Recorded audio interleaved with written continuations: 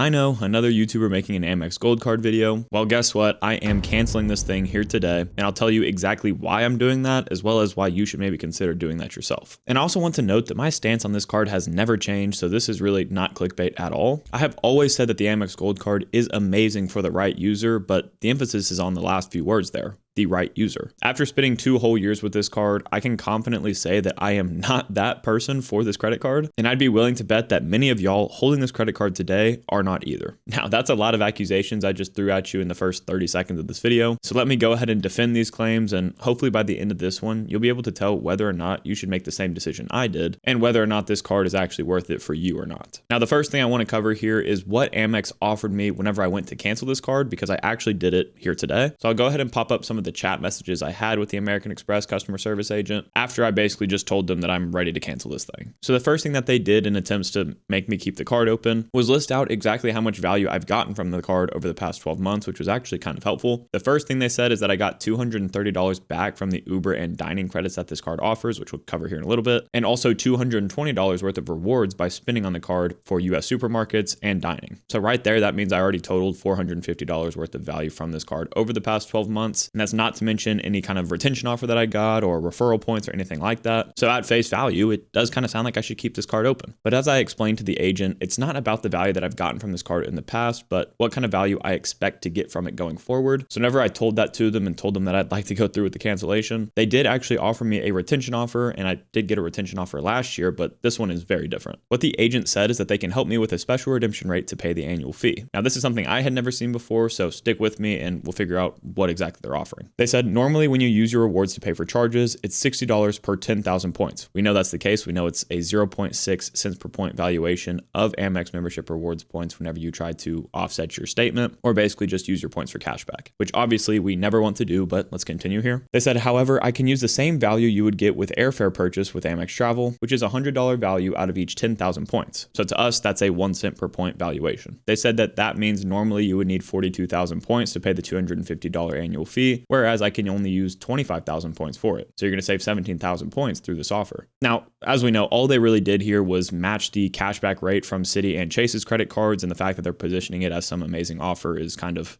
misleading in my opinion, or maybe not misleading, but just kind of disappointing almost. And as somebody on team travel, I always will use my Amex membership rewards points with their travel partners. And I honestly rarely expect to ever use their portal because I've never found a good rate in there. So again, just overall, not a good retention offer at all, and just further made me want to cancel the card. Then their last ditch effort was to actually get me to product change down to the Amex Green card, as you can see here, but I shut that down really quickly, and the reasons for that I'll get into in a little bit. And the last thing that I want to note here is that my annual fee for the Amex Gold did post on June 7th, but I canceled the card here on June 19th, and the rep told me that I would get the annual fee refunded within 24 to 48 hours. And for those that don't know, you do have a month after the annual fee posts on your credit cards to cancel them and get the annual fee refunded. So that should hopefully lighten your stress a little bit when it comes to these kinds of decisions. But with all of that information that they gave me, I'm technically getting positive value back from this card every year. And I also have the potential as a credit card YouTuber to earn 100,000 points every year from referrals. So why the heck would I actually want to close this credit card? Well, there are 5 main reasons I decided to cancel this credit card in particular, starting with reason number 1 being my effective annual fee. As we know, the Amex Gold card has a $250 annual fee with 2 main credits to help offset that being a $120 Uber cash credit and a $120 dining credit, both split into $10 per month increments. As we figured out from the customer service rep, I actually do use these credits basically every single month, but unless I'm traveling, I actually go out of my way to use those normally. Luckily, I do live in an area where it's not hard for me to use the credits necessarily, but the fact that I'm practically prepaying $250 to make myself do more work in the future by shopping through Grubhub for the dining credit and Uber Eats for my Uber credit, and eat at restaurants more than I normally would without the credits,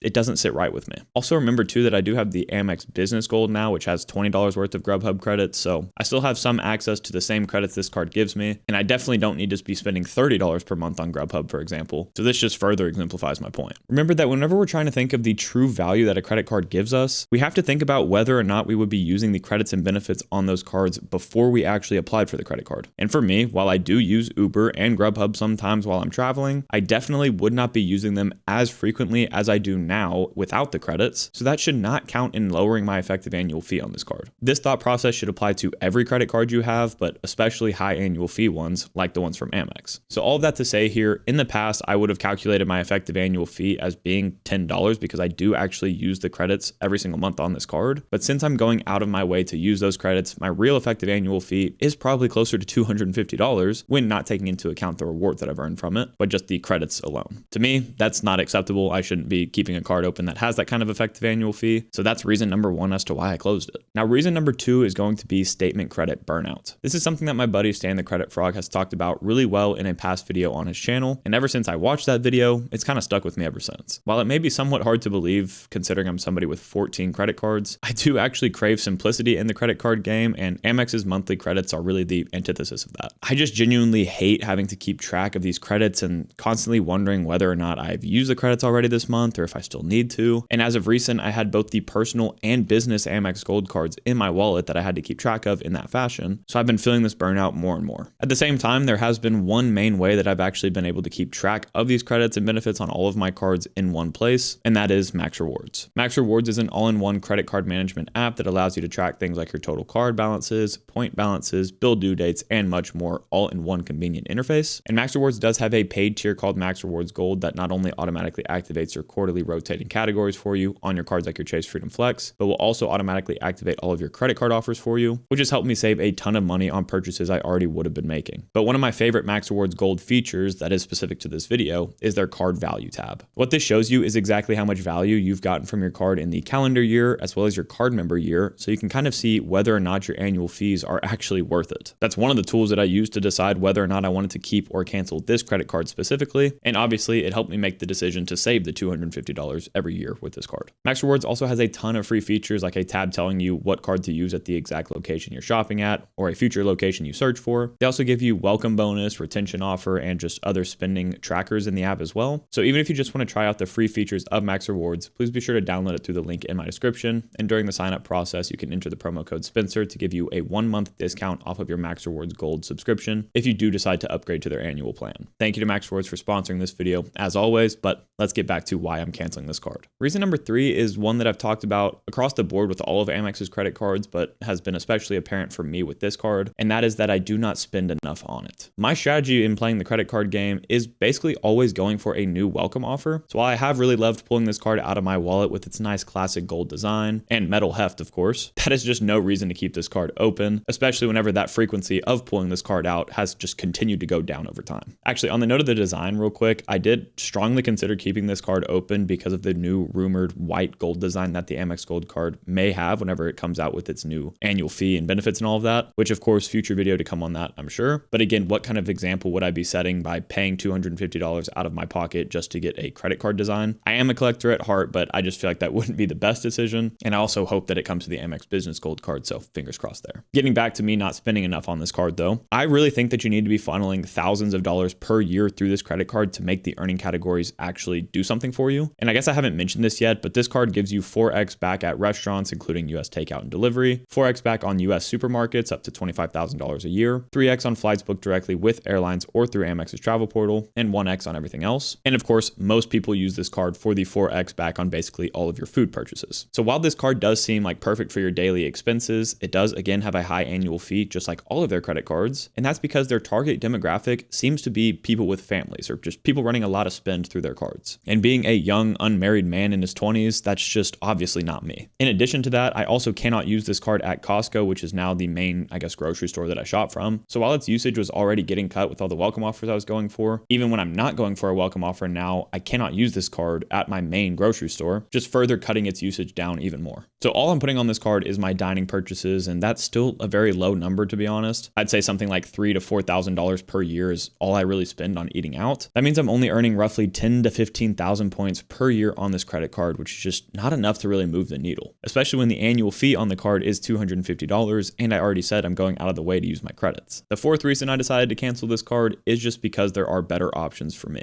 Like I just mentioned, the Amex Gold card has recently only been used for my dining purchases and supplemental grocery store purchases at H-E-B, which is my local grocery store here in Texas, but that's just between my big Costco trips, which is where I get the bulk of my food. And at the same time, I have 13 other credit cards right now, so we have to think that some of those cards could at at least compete with the Amex Gold card on those categories, even if I had to use them separately, which is exactly where my Citi Strata Premier and my Chase Sapphire Reserve come into play. As for my Citi Strata Premier, I just recently decided to add this one to the setup, mainly because of its elevated welcome offer, plus the fact that it gives me access to Citi's travel partners, so I can use all of my Citi thank you points that I've earned so far, and the ones I'll continue to earn on this card, at a much better redemption rate than I could in the past. But at the same time, this card does happen to give you 3x back on a lot of really great daily spending categories, the main one of focus for me being grocery stores. Yes, it is only 3x back compared to 4x back on the Amex Gold card, but with my grocery store spend outside of Costco being very low, like maybe only $2,000 a year, the difference in points between that 4x back and 3x back is really not that much, actually just 2,000 points to be exact. And then with the Chase Sapphire Reserve, I capture all of my dining spend at 3x, and considering I do value my Chase points higher than my Amex points, mainly just because I use Chase points a lot more, I'll take that haircut there as well, which is only 3,000 to 8,000 points based on the estimated spend I said earlier. Plus remember that the Chase Sapphire Reserve gives you 3x back on all of your travel purchases, so that 3x airline category on the Amex Gold has already been non-existent for me since I added this card. So overall, by using these two cards instead of the Amex Gold card, I'm going to be losing an estimated 5,000 to 10,000 points per year, yet I'm saving $250 by not holding the Amex Gold card in my setup anymore, while also earning points in ecosystems that I'd much rather be earning in right now. By the way, whenever I say that I'd rather earn in other point currencies, specifically Chase Ultimate Rewards, that's because their transfer partners are generally ones that actually fit my travel habits a lot better. So with Chase, for example, that'd be, staying at Hyatt hotels and flying with Southwest domestically. While Amex's travel partners are at the top of the game right alongside Chase, they tend to focus more on the international flight partners rather than the domestic partners that are actually worth using. And I just don't use those partners that frequently, which just further proves that I'm not a part of Amex's target demographic right now. So when up until now, a lot of my spend has been going towards earning me Amex membership rewards points, that causes a big imbalance of needing more points in an ecosystem with cards that I'm not using that frequently, which is exactly what I'm trying to fix here. Do note that, of course, my travel habits and my spending habits and all of that are going to change going forward, and that means that I might actually really need Amex membership rewards points one day. So when I do, I maybe will go for the Amex Gold card again and hopefully find a no lifetime language offer so I can actually get another welcome offer on the card, despite Amex's once in a lifetime welcome offer rule. But until now, I just don't have a reason to keep using it. And the fifth main reason that I canceled the Amex Gold card is because I'm trying to minimize my portfolio. I've mentioned this a few times recently, but as I continue to add more high annual fee cards to my setup as time goes on, I'd really like to start downgrading and canceling some of my older annual fee cards that are not providing me as much value anymore, specifically with cards that I've had for more than a year. When going through my annual fee manager in my credit card management spreadsheet, which I'll have a video coming out on hopefully next week, I realized that basically all of the annual fees that I've been paying so far are essential to my credit card strategy, besides one main one, that being the Amex Gold card. So why would I not cancel it and save myself $250 per year, which is technically $21 per month if you like to think about it like that? I mean, that's exactly why I made the decision I did. In general, though, my default response whenever thinking about maybe canceling a credit card is how can I downgrade this to a no annual fee card instead? That way you can keep the total credit history alive on that card and the credit limit and all of that kind of stuff. But as y'all may or may not know, the Amex Gold card is kind of different in this sense, where the lowest annual fee card you can downgrade it to is the Amex Green card, which still has a $150 annual fee. The Amex Green card can be great for some. It also offers, a clear credit that would cover the annual fee on it, and the earning categories are respectable with some good 3x categories. But for one, I just don't think clear is really worth it anymore. It seems pretty terrible, but maybe I'm wrong. And I also already have the Chase Sapphire Reserve, which again, basically just beats all of the categories on the Amex Green. So that's why when the customer service rep asked me if I wanted to downgrade to it, I said no, I'd rather just get rid of the account in general. Although it would have been nice if I could downgrade it to a no annual fee card instead. Also remember here that while I'm saying I want to minimize my total annual fees across my portfolio, based on my credit card roadmap video from last week, I still plan on adding $718 worth of annual fees to my overall setup from the 3 cards that are left on my roadmap just this year. So I'm really looking to save every penny I can here, and that may cause me to downgrade other cards in the future, like maybe the Venture X, we'll see about that. But if you want to see exactly how I can justify $2,228 worth of annual fees at 24 years old, I want you to go ahead and click into this video next. Small note, for the next week or so, that video won't be out yet, so I'm going to direct you to the roadmap video instead if you're watching in the next 7 days, but this will change once that video's up. As always, Odin and I both want to say thank you guys so much for watching this video. If you did enjoy it, please consider leaving a like and subscribing to the channel, and we'll catch you guys next time.